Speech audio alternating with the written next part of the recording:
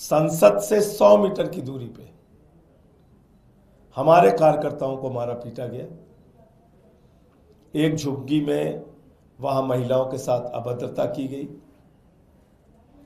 संसद से 2-4 किलोमीटर के दायरे में चुनाव आयोग के नाक के नीचे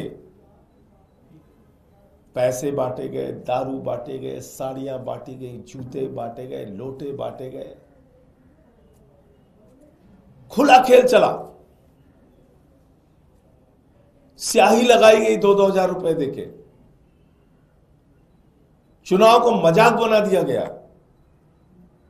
हर मोर्चे पे जा जाके हम लोगों ने लड़ाई लड़ी। चुनाव आयोग से शिकायत किया, अनुरोध किया बार बार, कुछ कीजिए, कुछ कार्रवाई कीजिए। एक छोटे से भी अधिकारी के खिलाफ इन्होंने कार्रवाई नहीं की। ये क्या दिखाता है? अंतिम दिन जिस तरीके से जीके में बैरिकेड लगाया गया, जिस तरीके से जंगपुरा में नोट बांटी गई, जिस तरीके से मेरे सामने नॉर्थ एवेन्यू में राष्ट्रपति भवन के पास मेरे सामने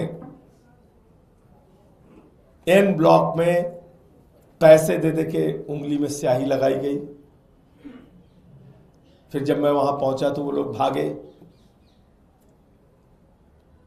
तो आप अंदाजा लगा सकते हैं कि चुनाव आयोग के बारे में अगर अखिलेश यादव जी ऐसी टिप्पणी कर रहे हैं तो उसके पीछे का दर्द क्या है। मिल्कीपुर में बीजेपी का नेता खुलेआम आके कह रहा है कैमरे पे, 6 वोट डाल के आया हूं। सुना नहीं सुना आपने? 2 केंद्रीय मंत्रियों के घर में, यही दिल्ली के अंदर 33 वोट, 26 वोट, 27 वोट सांसदों के घर में बीजेपी के, जिनके घरों में लोकसभा में 2 वोट 4 वोट हुआ करते थे, अचानक विधानसभा में 33 वोट, 35 वोट। कुछ बोला चुनाव आयोग ने? कोई कार्रवाई की आपने देखा कहीं? आप बताइए।